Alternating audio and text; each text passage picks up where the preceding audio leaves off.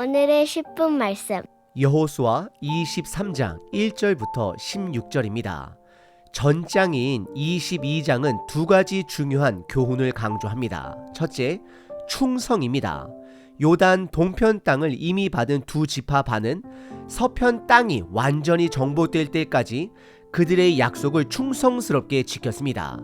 둘째, 죄에 대한 신중한 태도입니다. 요단 동편 지파들이 제단 모형을 만들었을 때 서편 지파들은 즉시 이를 심각하게 여기고 조사단을 파견했습니다. 조사 결과 동편 지파들 역시 신중한 태도로 이 제단을 세운 것이며, 이는 요단 서편과 동편 지파가 한 백성임을 확인하는 증거였습니다. 오늘 본문인 23장은 이스라엘 지도자들을 향한 여호수아의 고별 설교입니다. 그리고 다음 장인 24장 마지막 장은 이스라엘 백성 전체를 향한 여호수아의 고별 설교입니다. 여호수아는 오늘 본문에서 순종을 핵심 메시지로 전달합니다. 믿음으로 순종하면 복을 누리지만 불순종하면 하나님의 심판을 받게 된다는 것입니다. 다시 말해, 하나님을 가까이 하면 언약을 지키면 복을 받고, 이방 우상을 가까이 하면 우상 숭배를 하면 저주를 받는다라는 것입니다. 이스라엘 공동체의 정체성은 그들이 거주하는 땅에 있는 것이 아닙니다. 그 땅은 하나님이 주신 선물입니다. 이스라엘의 정체성은 하나님과의 관계에 있습니다.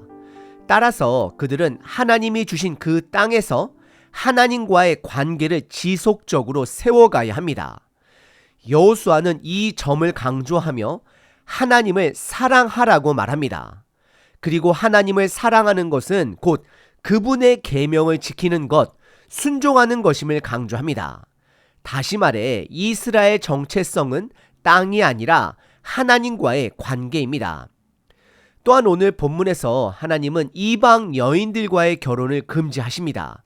이는 단순히 혈통적 순수성을 유지하기 위함이 아니라 믿음의 순수성을 지키기 위함입니다. 그래서 하나님이 원하시는 것은 관계입니다. 그리고 이 말씀은 단순히 그 시대 사람에게만 주어지는 것이 아니라 지금 이 시대를 살아가는 우리에게도 동일하게 묻고 있는 것입니다. 여호수아서와 사사기는 서로 연결이 되는 짝이 되는 책입니다. 사사기 1장은 여호수아의 죽음으로 시작됩니다. 그리고 우리는 사사기의 내용을 잘 알고 있습니다. 이스라엘 후손들은 여호수아에서에 등장한 요단강 근처의 12돌 기념비를 기억했을까요? 요단 동편 지파가 세운 엣 제단을 기억했을까요? 사사기는 그들의 결과가 불순종이었음을 명확하게 보여줍니다. 그렇다면 오늘을 살아가는 우리의 모습은 어떠합니까? 지금 우리가 살아가는 이 시대는 거대한 가나안 땅과 같습니다. 예수님은 제자들을 통해 그리고 교회를 통해 한 번의 충성이 아니라 꾸준한 충성을 원하십니다. 그것이 관계이고 그것이 곧 사랑입니다. 오늘 본문은 이렇게 묻습니다. 여호수아 시대 이 세대들은 실패했다. 그렇다면 너희는 어떠한가? 여러분은 그 사명을 충성스럽게 감당하고 계신가요? 오늘 본문은 간단하게 여호수아의 첫 번째 권면과 두 번째 권면으로 이렇게 두 부분으로 나눌 수 있습니다. 첫 번째 권면은 1절서부터 8절입니다. 먼저 1절서부터 3절은 하나님의 은혜를 강조합니다. 1절은 하나님의 백성이 가나안 땅을 정복한 지 오랜 시간이 지난 후의 상황을 보여줍니다. 여호수아 24장에서 그가 110세에 죽었다라는 기록이 있고, 여호수아와 같은 시대를 살았던 갈렙이 85세에 헤브론을 요청한 것으로 보면 약 20년에서 25년 정도의 시간이 흐른 후로 볼 수 있습니다. 또한 여호수아가 늙었다라고 말하며 그의 죽음이 가까이 임박해 왔음을 암시합니다.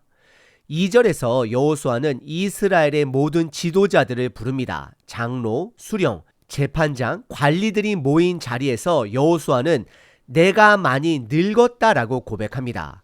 이 말은 단순한 나이 듦을 이야기하는 것이 아니라 이제 유언과 같은 고별 설교의 시작이라는 점을 강조하고 있습니다. 3절에서는 먼저 하나님의 은혜를 두 가지로 강조합니다. 첫 번째, 하나님이 이스라엘을 위해 직접 싸우셨다. 둘째, 4절에서 하나님이 그 땅을 이스라엘 각 지파에게 선물로 주셨다라고 말씀하십니다. 이것은 단순히 그들의 먼 역사의 사건이 아니라 그들이 직접 보고 경험한 하나님의 역사라는 점을 강조하십니다. 그리고 6절에 보시면 첫 번째 권면이 시작됩니다. 그러므로 라고 시작을 하면서 여호수아는 모세의 율법을 지키라고 명령합니다. 좌로나 우로나 치우치지 말라라는 표현은 신명기에서도 3번이나 반복되었으며 여호수아 1장에서 여호수아가 리더로 세워질 때 하나님이 직접 하신 명령이기도 합니다. 즉 말씀에 온전히 순종하는 것이 신앙의 핵심임을 다시 강조합니다. 그리고 7절에 이방인과의 관계에 대한 경고를 하십니다. 여호수아는 이방 민족들과 결혼하지 말 것을 경고합니다. 그리고 그들의 신들의 우상들의 이름을 부르지도 절하지도 말라고 명확히 말합니다. 그리고 8절에서는 다시 한번 하나님과의 끊임없는 관계 유지를 강조합니다. 여호와께 가까이 하기를 오늘까지 행한 것 같이 하라라고 권면합니다. 여기서 가까이 하다는 단순한 일시적 신앙이 아니라 계속해서 꾸준히 하나님과 친밀한 관계를 유지해야 함을 의미합니다. 신약에서도 이 개념을 부부관계로 비유합니다. 많은 사람이 필요할 때만 하나님을 찾지만 하나님은 항상 우리와 친밀한 관계를 원하십니다. 여호수아의 두 번째 권면은 9절서부터 16절입니다. 두 번째 권면도 첫 번째 권면과 동일한 패턴을 가지고 있습니다. 그래서 시작인 9절과 10절에 하나님의 은혜를 먼저 강조합니다. 여호수아는 다시 한번 하나님이 이스라엘을 위해 싸워주셨고 그 땅을 주셨다라고 강조합니다. 그 땅은 하나님의 선물이지만 이스라엘의 정체성이 땅에 있는 것이 아님을 강조합니다. 11절에 보시면 두 번째 권면의 핵심이 그러므로라고 시작을 합니다. 스스로 조심하여 여호와를 사랑하라라고 명령합니다. 여기서 사랑하라는 표현은 이 시대가 말하는 단순한 감정이 아니라 하나님과의 관계를 유지하는 삶의 태도를 의미합니다. 성경이 말하는 사랑은 사랑하니까 결혼하는 것이 아니라 결혼했기 때문에 사랑하는 것입니다. 하나님은 아브라함과 언약을 맺었기에 신실하게 이스라엘을 사랑하십니다. 그래서 12절과 13절에 보시면 불순종의 결과를 경고하십니다. 만약 이스라엘이 하나님과의 관계를 깨뜨리고 이방 우상들과 연합하면, 즉 결혼이라는 관계를 깨고 외도하게 되면 그것이 그들에게 올무가 되고 덫이 되고 옆구리에 채찍이 되고 눈에 가시가 된다라고 경고합니다. 그리고 13절 끝부분에 보시면 결국 그 결과는 멸망임을 말하고 있습니다. 이는 로마서 6장에서 말하는 죄의 삭슨 사망이라는 말씀과도 연결이 됩니다. 그리고 14절서부터 16절은 결론 부분으로 여호수아는 하나님이 신실하신 분임을 강조하며 먼저 14절과 15절에 선한 말씀도, 즉 생명의 말씀도 신실하게 이루셨지만 16절에서는 불순종에 대한 심판도 신실하게 이루실 것을 경고합니다. 사람들은 하나님의 선한 약속만 신실하게 이루어지기를 바라지만 하나님은 저주의 말씀도 신실하게 성취하실 것이라 말씀하시며 경고하십니다. 결국 16절의 핵심 메시지는 하나님의 선하신 말씀의 언약은 생명이지만 저주의 말씀의 결과는 멸망임을 명확히 밝히고 있습니다. 오늘 본문은 우리들에게 묻습니다.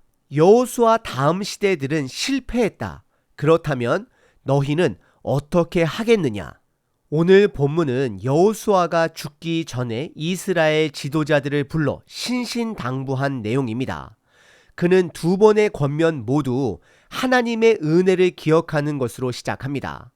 이스라엘 백성이 가나안 땅에서 살 수 있었던 것은 전적으로 하나님의 선물이었습니다. 그러나 그 땅에서 하나님을 가까이 하며 하나님을 사랑하며 살아가야 할 책임은 여전히 그들에게 있었습니다. 하나님은 가나안 땅에 있는 우상들과 가까워지는 것을 분명히 경고하셨습니다. 이것은 오늘날 우리에게도 동일하게 적용됩니다. 하나님이 우리에게 예수님을 보내주신 것은 하나님의 선물입니다. 그러나 예수님과 함께 남은 삶을 충성스럽게 순종하며 살아가는 것은 우리의 책임입니다. 이스라엘 백성의 정체성이 그들이 거주하는 땅이 아니었던 것처럼 우리가 예수님을 통해 받는 복 자체가 우리의 정체성이 될 수는 없습니다. 우리의 정체성은 오직 예수님과의 관계에 달려 있습니다. 성경은 여호수아의 고별 설교를 통해 우리에게 묻고 있습니다. 사사시대의 백성들은 이방 우상을 따라가 실패했습니다. 그 대표적인 인물이 삼손입니다. 삼손은 결국 세상에 걸려 넘어졌고 올무가 되어 덫에 걸리고 채찍을 맞고 눈이 뽑힌 채 비참한 죽음을 맞이했습니다. 그러나 예수님은 다릅니다. 예수님은 우리를 위해 스스로 덫에 걸려주시고 채찍을 맞으시고 십자가 위에서 대신 죽어주셨습니다. 그리하여 이미 실패할 수밖에 없던 우리와 하나님과의 관계를 다시 시작하도록 그 문을 열어주셨습니다. 이것은 다시는 없을 기회입니다.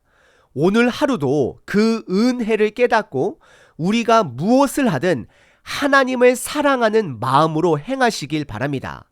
세상은 사랑을 로맨스로 꾸미지만 성경은 사랑을 순종으로 설명합니다. 순종이 제사보다 낫고 순종을 통해 하나님을 향한 사랑을 이어갈 수 있는 것입니다. 요한 1서 5장 3절 하나님을 사랑하는 것은 이것이니 우리가 그의 계명들을 지키는 것이라. 그의 계명들은 무거운 것이 아니로다. 은혜가 많으신 하나님, 우리를 향한 하나님의 크신 사랑을 깨닫게 하소서. 우리의 연약함에도 불구하고 신실하게 일방적인 사랑을 베푸시는 하나님을 알게 하시고 그 사랑 안에서 우리의 삶이 변하게 하소서. 하나님, 우리는 잠시 이 땅에 머무는 나그네들입니다. 이 짧은 인생을 살아가는 동안 하나님을 더욱 사랑하며 하나님의 언약을 신실하게 지키는 자 되게 하소서. 우리 마음을 변화시켜 주셔서 하나님의 사랑을 온전히 깨닫게 하시고 그 사랑으로 인해 억지로가 아니라 하나님의 말씀을 기쁨으로 지키게 하소서. 하나님, 우리는 스스로 말씀을 지킬 수 없는 존재들입니다. 그러나 하나님의 사랑을 깨달으면 하나님을 사랑하게 되고 그 사랑으로 하나님의 말씀을 순종할 수 있음을 고백합니다. 이미 부어주신 은혜를 깨닫게 하시고 하나님을 더욱 사랑하는 삶을 살게 하소서. 사랑 되신 예수님의 이름으로 기도드립니다. 아멘. 항상 기뻐하라. 쉬지 말고 기도하라. 범사에 감사하라.